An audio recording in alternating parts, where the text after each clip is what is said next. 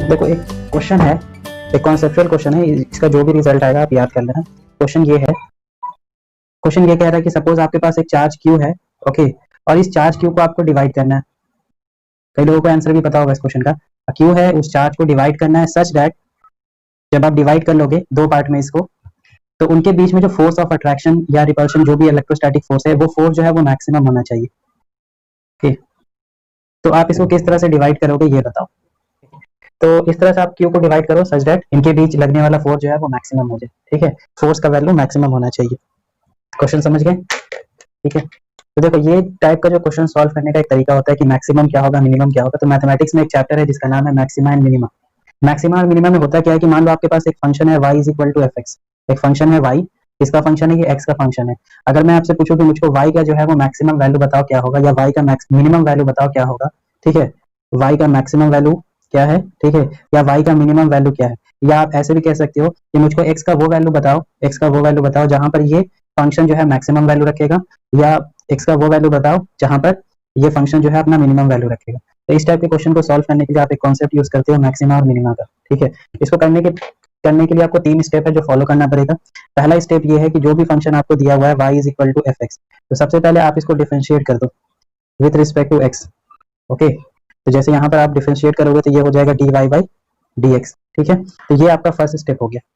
First step करने के बाद, डिफरेंशिएशन करने के बाद आप क्या करो, जो भी आपका डिफरेंशिएशन आया है dy बाई dx जो भी आया है वैल्यू, उस वैल्यू को आप जीरो से इक्वेट कर दो। ये सेकंड स्टेप है। जैसे ही आप इसको जीरो से इक्वेट करोगे आपको कुछ पॉइंट्स मिलेगा। मान लो वो पॉइंट्स है ए बी और सी, लाइक दिस। आपको कुछ पॉइंट्स मिलेगा, कुछ नंबर मिलेगा, कुछ वैल्यू मिलेगा। इनको कहते हैं हम लोग क्रिटिकल वैल्यू। ठीक है, इसको कहते हैं हम लोग क्रिटिकल वैल्यूज। क्रिटिकल वैल्यूज कहने का मतलब ये वो वैल्यूज होंगे जहां पर ये सिस्टम जो है अपना मैक्सिमम भी रख सकता है और मिनिमम भी रख सकता है। ठीक है, जब x की जगह पर आप a रखोगे तो हो सकता है कि y एक का मैक्सिमम वैल्यू आपको मिल जाए या y का मिनिमम वैल्यू भी मिल जाए। ठीक है, तो यहाँ पर एक कंफ्यूजन होता है कि ये जो क्रिटिकल वैल्यूज है, क्रिटिकल पॉइंट जो है, ठीक ना, वैल्यूज भी कहते हैं पॉइंट भी कहते हैं, तो ये जो क्रिटिकल पॉइंट है इस पर ये अपना मैक्सिमम रखेगा या मिनिमम रखेगा। तो उसको चेक करने के लिए थर्ड स्टेप हम लोग ये करते हैं, इसको एक बार और डिफरेंशिएट कर देते हैं, double differentiation of y with respect to x square. ठीक है, और जो भी डिफरेंशिएशन का रिजल्ट आता है उसमें हम लोग x की जगह पर a पुट करके देखते हैं। ठीक है, x की जगह a पुट करने के बाद अगर आपका जो रिजल्ट है वो निगेटिव आता है, या नहीं तो आपका रिजल्ट जो है वो पॉजिटिव आएगा। दो ही ऑप्शन है, नेगेटिव आता है।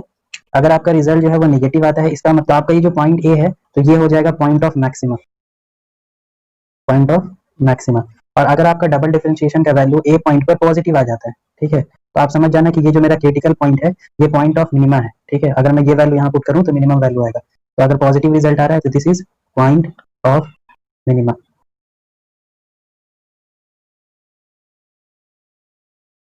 ठीक है, तो अब आपको पता चल चुका है कि मेरा जो ए है वो पॉइंट ऑफ मैक्सिमा है या मिनिमा है। तो इससे भी आप बता सकते हो क्रिटिकल वैल्यू क्या है। और थर्ड, अगर क्वेश्चन ये पूछता है कि मैक्सिमम वैल्यू या मिनिमम वैल्यू किस पॉइंट पर होगा, वो ए पॉइंट पर होगा, ठीक ना, और वो मैक्सिमम वैल्यू या मिनिमम वैल्यू कितना होगा, तो उसके निकालने के लिए बहुत ईजी है, इस ए का वैल्यू यहाँ पर पुट कर दो तो मिल जाएगा आपको y as a function of a. इससे आपको मैक्सिमम या मिनिमम वैल्यू मिल जाएगा।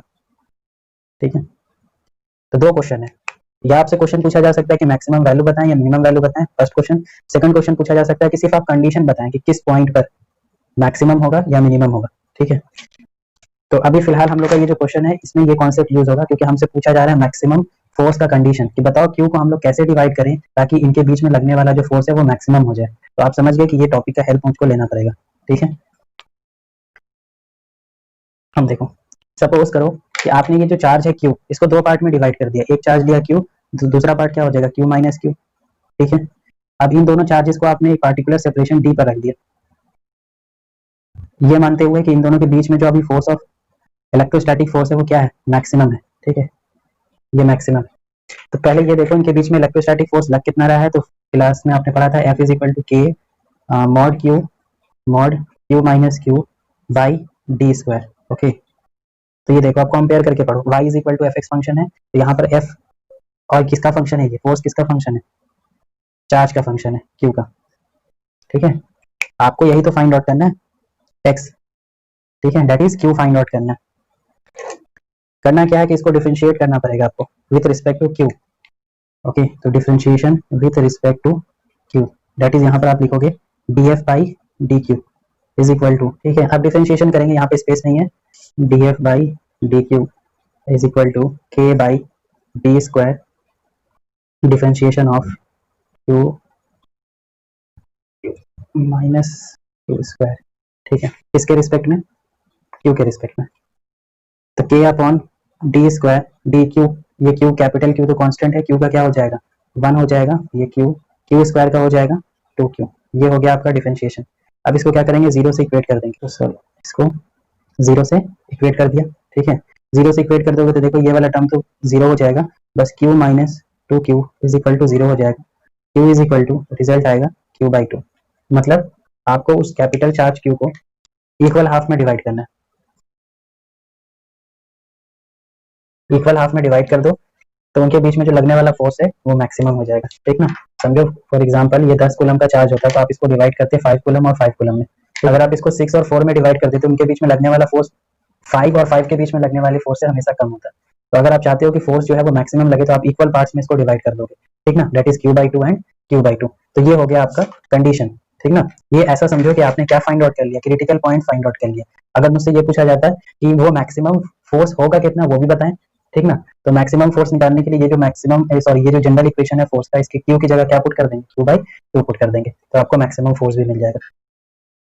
F is equal to k, Q की जगह आप लिखोगे q/2 और q माइनस q/2 करोगे तो वो भी क्या हो जाएगा q/2 divided by d square, ये हो गया मैक्सिमम फोर्स और ये हो गया मैक्सिमम फोर्स का कंडीशन, ठीक है। दैट इज के Q square by 4d square. तो रिजल्ट याद रखना है आपको, ये स्टैंडर्ड रिजल्ट है। नेक्स्ट हम लोग पढ़ेंगे लॉ ऑफ सुपरपोजिशन। देखो लॉ ऑफ सुपरपोजिशन ये कहता है कि सपोज आपके पास 2 पॉइंट चार्जेस है, एक q1 है, ओके, और यहाँ से कुछ डिस्टेंस r1 डिस्टेंस पर एक दूसरा चार्ज रखा हुआ है q2, ठीक है। ये दोनों फोर्सेस, ये दोनों चार्जेस एक दूसरे पर फोर्स एग्जर्ट कर रहे हैं। q1 जो है वो इस डायरेक्शन में इस पर फोर्स लगा रहा है, फोर्स ऑन 2 ड्यू टू 1, तो ये इस पर इस डायरेक्शन में फोर्स लगा रहा है, फोर्स ऑन 1 ड्यू टू 2, ठीक है। अब लॉ ऑफ सुपरपोजिशन ये कहता है कि जब यहाँ पर आप एक तीसरा चार्ज रख दोगे, मान लो यहाँ पर आपने q3 चार्ज रख दिया, ठीक है, q3 चार्ज रखने की वजह से, q3 चार्ज रखने की वजह से इनके बीच में लगने वाले फोर्स पर कोई इफेक्ट नहीं पड़ेगा, यही है लॉ ऑफ सुपरपोजिशन। दो चार्ज के बीच में लगने वाला फोर्स बिल्कुल इंडिपेंडेंट है तीसरे चार्ज के होने या ना होने से, इनके बीच में लगने वाले फोर्स पर कोई इफेक्ट नहीं पड़ता है। मान लो स्टार्टिंग में इन दोनों चार्ज के बीच में फोर्स लग रहा था 10 न्यूटन, ठीक है, तो ये चार्ज आने की वजह से अभी भी कितना लगेगा 10 न्यूटन ही फोर्स लगेगा इनके बीच में, ये वैल्यू पर कोई चेंज नहीं आएगा, ठीक है। हाँ, तो चेंज ओवरऑल आएगा क्या कि पहले इस पर एक ही फोर्स एक्ट कर रहा था इस चार्ज q1 पर, अब इस पर दो फोर्स एक्ट करेगा, एक ये चार्ज की वजह से भी फोर्स एक्ट करने लगा, ये देखो ये पॉजिटिव इस पॉजिटिव को इस डायरेक्शन में, इस डायरेक्शन में एक और फोर्स आ जाएगा इस पर, फोर्स ऑन 1 ड्यू टू 3, मान लो ये डिस्टेंस जो है वो r2 है, ठीक है। सिमिलरली यहाँ पर इस चार्ज की वजह से इस पर भी एक फोर्स बढ़ जाएगा, ठीक है, ये फोर्स एक्स्ट्रा हो जाएगा इस पर, फोर्स ऑन 2 ड्यू टू 3, ठीक है। अब ये वाला चार्ज जो है इस पर भी फोर्स लगाएगा इस डायरेक्शन में, ओके, ये जो q1 चार्ज है इस पर फोर्स लगाएगा इस डायरेक्शन में, force on 3 due to 1, similarly ये चार्ज भी इस पर फोर्स लगाएगा along the line joining, that is force on 3 due to 2, ठीक है। तो अगर मैं कहूँ कि बताओ इस q1 चार्ज पर, अगर इस q1 चार्ज पर कितना फोर्स एक्ट कर रहा है, तो net force on charge q1, तो आप क्या करोगे, लिखोगे force on 1 due to 2 plus force on 1 due to 3, और भी फोर्स होते हैं तो हम इसको ऐड कर देते हैं, ठीक है।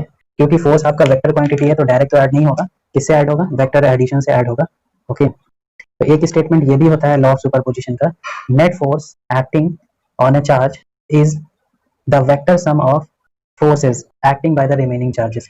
किसी पार्टिकुलर चार्ज पर कितना फोर्स लग रहा है, ठीक ना, तो वो वेक्टर सम होगा वो सारे चार्जेस की वजह से फोर्स जो रिमेनिंग चार्जेस की वजह से लग रहे हैं, ठीक ना। अगर मैं 1 की बात कर रहा हूँ तो बताओ 1 पर कितना फोर्स एक्ट कर रहा है, तो 1 को छोड़ करके कितने चार्ज रिमेनिंग है, 2 चार्ज, तो आपको देखना है कि ये दोनों चार्ज की वजह से फोर्स कितना इस पर ऐड कर रहा है, और उन सारे फोर्सेस को आप किससे ऐड कर दोगे, वेक्टर एडिशन से ऐड कर दोगे, ओके। इसी को कहते हैं law of superposition, net force acting on a charge is vector sum of all the forces acting due to the remaining charges, ठीक है। या एक स्टेटमेंट ये भी है कि the electrostatic force between 2 point charges is independent of presence और absence of third charge, ठीक है। एक बहुत फेमस न्यूमेरिकल है, ट्रायंगल न्यूमेरिकल इसको कहते हैं, ट्रायंगल होता है इसमें, सपोज यहाँ पर एक ट्रायंगल है, इक्विलैटरल ट्रायंगल, लेंथ l है, और इसके वर्टेक्स पर चार्ज प्लेस है q1 q2 और q3, ठीक है। क्वेश्चन इजी कर देता हूँ, q1 is equal to q2 is equal to q3, सभी का चार्ज जो है वो सेम है और पॉजिटिव है, और ट्रायंगल जो है वो इक्विलैटरल है, और वर्टेक्स ए, बी और सी। क्वेश्चन ये कह रहा है कि find out the net force on the charge Q3 placed at point C. ठीक है, बताओ उस चार्ज Q3 पर कितना फोर्स लग रहा है जो वर्टेक्स सी पर प्लेस्ड है। ठीक है, तो आप ये समझ गए कि यहाँ पर तो मल्टीपल चार्जेस हैं, 3 चार्जेस हैं, तो यहाँ पर लॉ ऑफ सुपरपोजिशन यूज करेंगे। इस पर फोर्स फाइंड आउट करना है थर्ड चार्ज पर, इस चार्ज पर Q3 पर। ठीक है, तो इसको भूल जाओ। रिमेनिंग चार्जेस कौन कौन बच गए, Q1 और Q2। ठीक है, तो बस इन दोनों चार्जेस की वजह से जो इस पर फोर्स लगेगा वो फोर्स हम लोग फाइंड आउट करके उनको वेक्टर से ऐड कर देंगे। ठीक है, अब ये देखो, ये जो Q1 है ये पॉजिटिव इस पॉजिटिव को इस डायरेक्शन में रिपेल करेगा, इसका नेमिंग कर दो फोर्स ऑन 1 ड्यू टू 3। ठीक है, सिमिलरली ये पॉजिटिव इस पॉजिटिव पर इस डायरेक्शन में फोर्स लगाएगा, this is force on 3 due to 2। Okay, चलो इसका वैल्यू बताओ मुझको, फोर्स ऑन 1 ड्यू टू 3 का बोलो। हाँ, फोर्स ऑन 3 ड्यू टू 1 होगा, यहाँ पर फोर्स ऑन 3 ड्यू टू 1। ठीक है, और ये है फोर्स ऑन 3 ड्यू टू 2। हाँ बताओ फोर्स ऑन 3 ड्यू टू 1 का वैल्यू के, यहाँ देखो Q और ये भी Q, तो Q स्क्वायर हो जाएगा अपॉन डिस्टेंस क्या है यहाँ से यहाँ तक का L है, तो L स्क्वायर कर देंगे। ठीक है, डायरेक्शन बताओ, ये तो मैग्नीट्यूड हुआ ना, डायरेक्शन अलोंग, डायरेक्शन देखो अलोंग AC। सिमिलरली आप बताओ force on 3 due to 2, same हो जाएगा k Q square L square, direction different होगा, डायरेक्शन होगा B to C।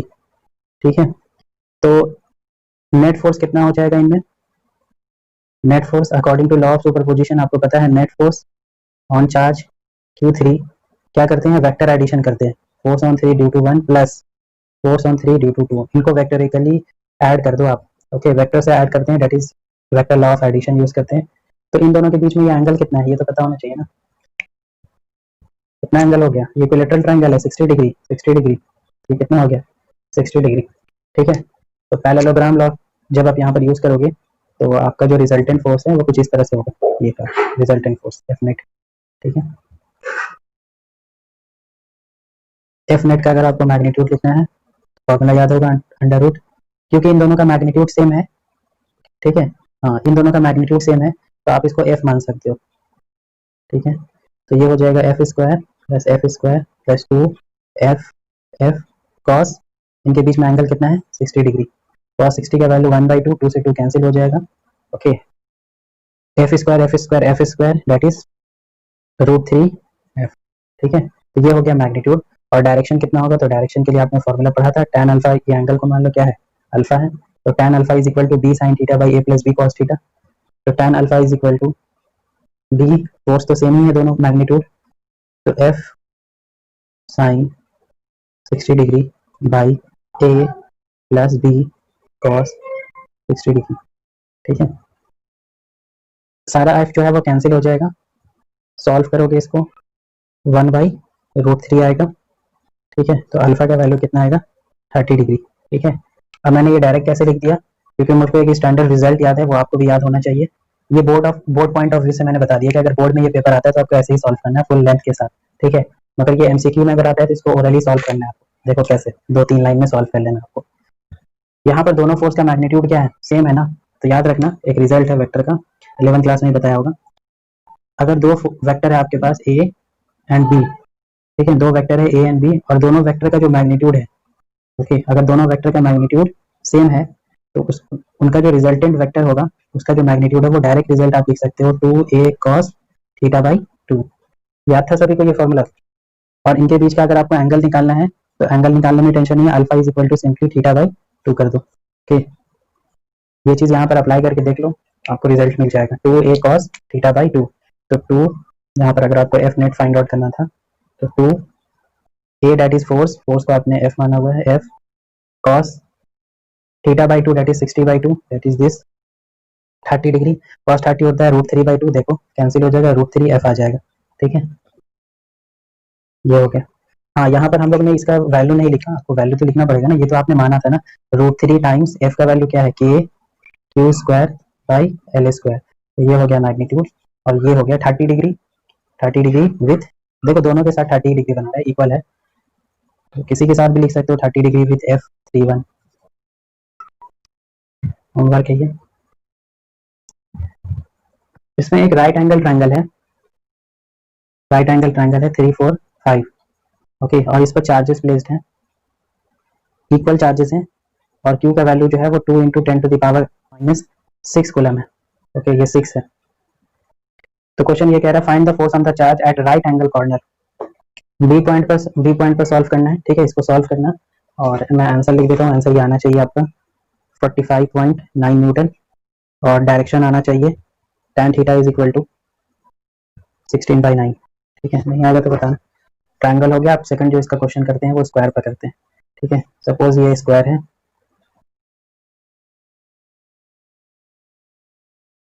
Charges placed हैं इसके वर्टेक्स पर,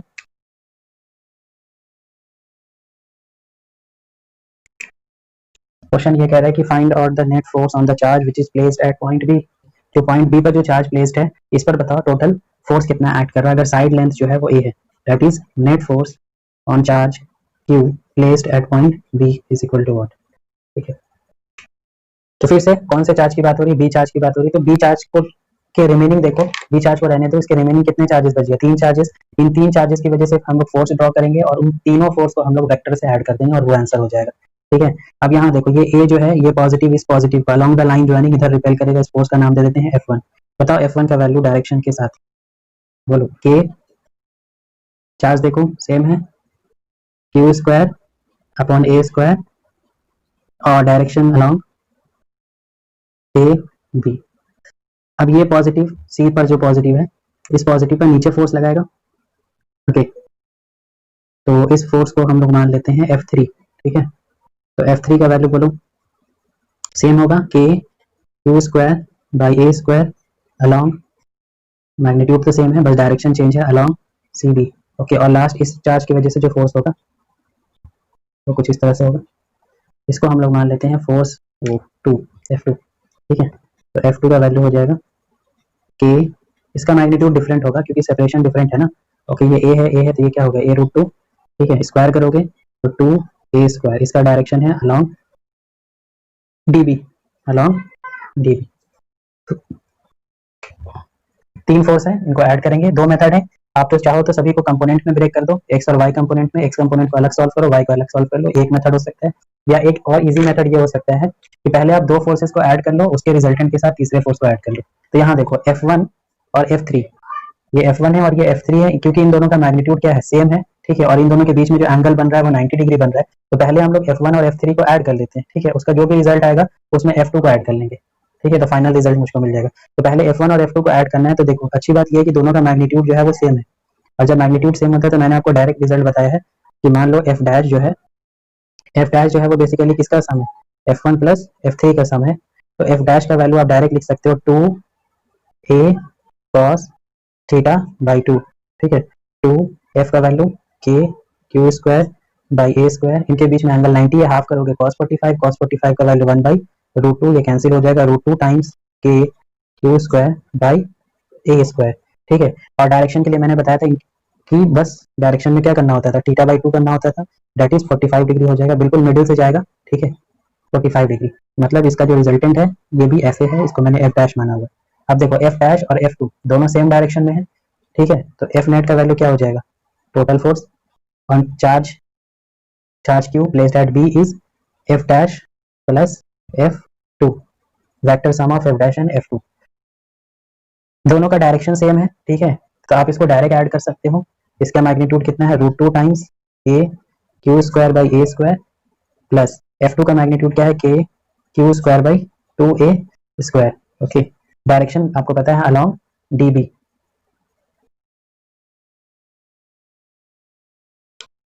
आप चाहो तो कॉमन लेकर के स्टैंडर्ड रिजल्ट भी बना सकते हो। तो जब आप इसमें थोड़ा बहुत कॉमन लोगे तो F नेट का जो रिजल्ट आएगा, k क्यू स्क्वायर कॉमन हो गया, अपॉन ए स्क्वायर भी कॉमन करो, और ये हो जाएगा 2√2 प्लस 1/2, ठीक है, 2√2 प्लस 1/2। डायरेक्शन अलोंग आप लिख सकते हो DB, या आप लिख सकते हो 45 डिग्री विथ इसके साथ 40 F1 और F3, ओके। तो ये डिसाइड होगा कि क्वेश्चन में क्या लैंग्वेज क्या दिया हुआ, उसके अकॉर्डिंग आप ये डायरेक्शन लिख सकते हो उसके अकॉर्डिंग। ये सब स्टैंडर्ड क्वेश्चन है बोर्ड पॉइंट ऑफ व्यू से और कंपटीशन पॉइंट ऑफ व्यू से भी इसी टाइप में क्वेश्चन बन सकते हैं। क्वेश्चन ये है कि एक पेंटागन है, रेगुलर पेंटागन है, मतलब साइड लेंथ सेम है और सभी वर्टेक्स पर चार्ज जो है वो भी सेम है और सेंटर पर भी इसके एक चार्ज रखा हुआ है क्यू। ठीक है, तो net force on centre, okay, net force on the charge which is placed at the centre. जो सेंटर पर चार्ज है बताओ उस पर नेट फोर्स कितना एक्ट कर रहा है। तो सेंटर पर फोर्स फाइंड आउट करना है, तो रिमेनिंग फोर्सेज इनकी वजह से होगा A B C D E. ठीक है, अब देखो क्योंकि ये रेगुलर पेंटागन है और सिमेट्री के अकॉर्डिंग अगर आप देखोगे तो सारे फोर्सेज जो है एक दूसरे को कैंसिल कर देंगे।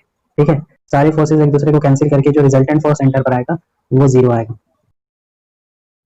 ठीक है, जैसे यहाँ देखो ये पॉजिटिव इस पॉजिटिव को इस डायरेक्शन में रिपेल करेगा, तो ये पॉजिटिव इस पॉजिटिव को इस डायरेक्शन में रिपेल करेगा, ये पॉजिटिव इस पॉजिटिव को इस डायरेक्शन में और ये पॉजिटिव इसको इस डायरेक्शन में, ये पॉजिटिव इसको डाउनवर्ड डायरेक्शन में, सारे फोर्सेस कैंसिल होकर के जो नेट जो फोर्स आएगा वो जीरो आएगा। ऐसा ही क्वेश्चन आपका स्क्वायर में भी बन सकता है। ओके, स्क्वायर में आपको ज्यादा फील आएगा। सपोज ये चार्जेस इस तरह से प्लेस्ड हैं क्यू क्यू क्यू और मैंने पूछा कि सेंटर पर एक चार्ज है क्यू डैश, तो बताओ net force on charge Q dash क्या होगा।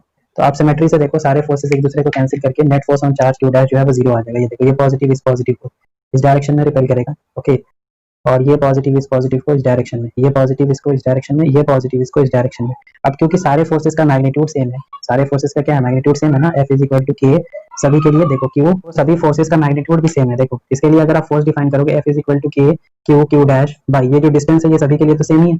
ओके, ये डिस्टेंस कितना होता है, a बाई रूट टू होता है, डायगोनल का हाफ, तो a बाई रूट टू का होल स्क्वायर। ओके, तो मैं अपने डिटेल में नहीं लिख रहा हूँ, आप इसको अच्छे से लिख लेना। तो सभी फोर्सेस का क्योंकि आपका मैग्नीट्यूड भी सेम है, सभी फोर्सेस एक दूसरे को कैंसिल कर रहे हैं, इसीलिए नेट फोर्स क्या आएगा वो जीरो आएगा। ये क्वेश्चन है। यहाँ पर Q charge sorry minus Q charge है, प्लस क्यू चार्ज है, प्लस क्यू चार्ज है, माइनस क्यू चार्ज है। ठीक है, मीनिंग है ए बी सी डी और सेंटर ओ है। ओके, और यहाँ पर एक चार्ज प्लेस किया गया है क्यू डैश। अब बताओ net force on charge Q dash which is placed at centre is what. Okay, इसमें जीरो होगा या नहीं होगा देखना पड़ेगा ना। ए से स्टार्ट करते हैं। ये नेगेटिव इस पॉजिटिव को अपनी तरफ अट्रैक्ट करेगा, इस फोर्स को मैंने नाम दे दिया F1। ठीक है, F1 का वैल्यू क्या हो जाएगा, F इज इक्वल टू के, देखो मॉड में अगर लिखोगे तो ये तो क्यू ही हो जाएगा, ये क्यू डैश हो जाएगा और ये डिस्टेंस कितना होता है यहाँ से यहाँ डायगोनल का half, a by root two का होल स्क्वायर।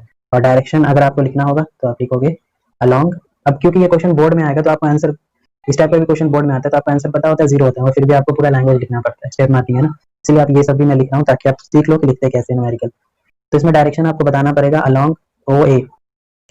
ठीक है, सिमिलरली अगर आप ये पॉजिटिव इस पॉजिटिव को क्या करेगा इस डायरेक्शन में रिपेल करेगा, इस फोर्स को मैंने नाम दे दिया F2। F2 का value k q q dash by a by root two whole square, इसका डायरेक्शन है अलोंग, इस डायरेक्शन में है ओ डी। सिमिलर अब यहाँ पर आते हैं सी, ये पॉजिटिव इस पॉजिटिव को इस डायरेक्शन में रिपेल कर दिया, यहाँ पर कैंसिल नहीं हो पाया ये, इस फोर्स का नाम दे देते हैं हम लोग F3। ओके, F3 का value k q q dash by a by root two whole square, direction along O A. Okay, और लास्ट देखो ये नेगेटिव इस पॉजिटिव को अपनी तरफ अट्रैक्ट करेगा, तो इस फोर्स का मैंने नाम दे दिया F4। F4 का वैल्यू सेम ही होगा, F4 is equal to k q q dash by a by root two whole square, direction along O D. ठीक है, तो यहाँ पर जो है जीरो तो बिल्कुल नहीं होगा आंसर, यहाँ पर तो रिजल्ट होगा एक स्टैंडर्ड सा। यहाँ देखो अब ये दोनों फोर्सेस ओके, तो इसका रिजल्टेंट कुछ इस तरह से ड्रॉ होगा ऐसे ऐसे और ये हो जाएगा F नेट इस तरह से। क्योंकि सभी का मैग्नीट्यूड सेम है तो बहुत इजीली आप इसको सॉल्व कर सकते हो। यहाँ देखो F2 और F4 का मैग्नीट्यूड सेम है और F3 और F1 का मैग्नीट्यूड तो सभी का सेम है, डायरेक्शन सेम है F2 और F4 का और F1 और F3 का, that is F1 and F3। Okay, और F2 और F4।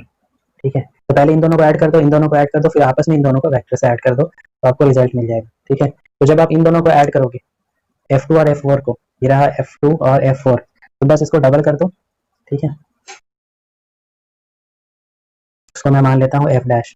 ठीक है, तो जब आप एफ डैश फाइंड आउट करोगे इसको डबल करना पड़ेगा, 2 टाइम्स के q q dash by a square, इसको सॉल्व कर लेते हैं, ये 2 हो जाएगा, ये 2 पर चला जाएगा, ठीक है, 4 टाइम्स के q q dash by a square, ठीक है। सिमिलरली मैं क्या कर रहा हूँ, F1 और F3, F1 और F3 के सम को मैं मान लेता हूँ F डैश, यहाँ मानता हूँ, okay, F dash double dash, ठीक है, तो वो भी सेम रिजल्ट आएगा, 4 टाइम्स के q q dash by a square, ठीक है।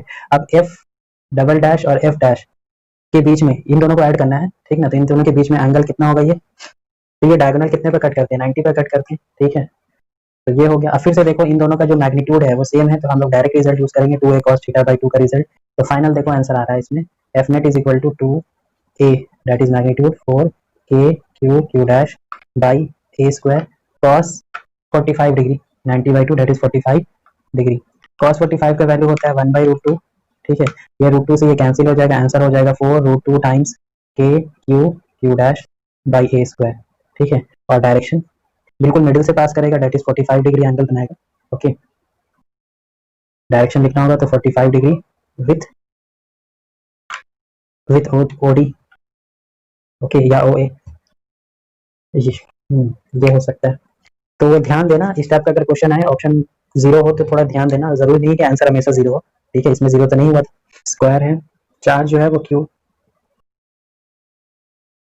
2q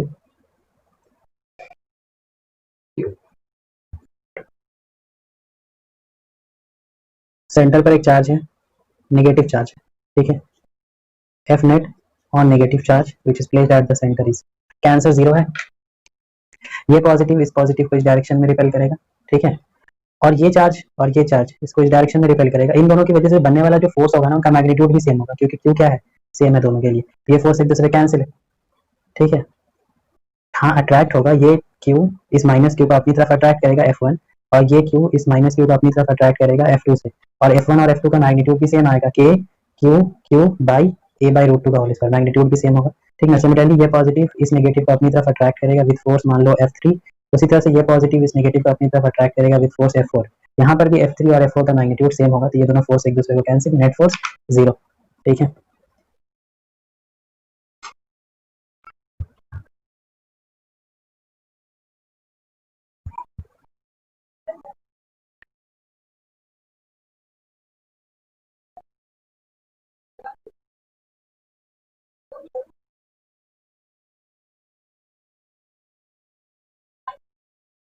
net force at centre, centre पर 1 कूलम का एक चार्ज रखा हुआ,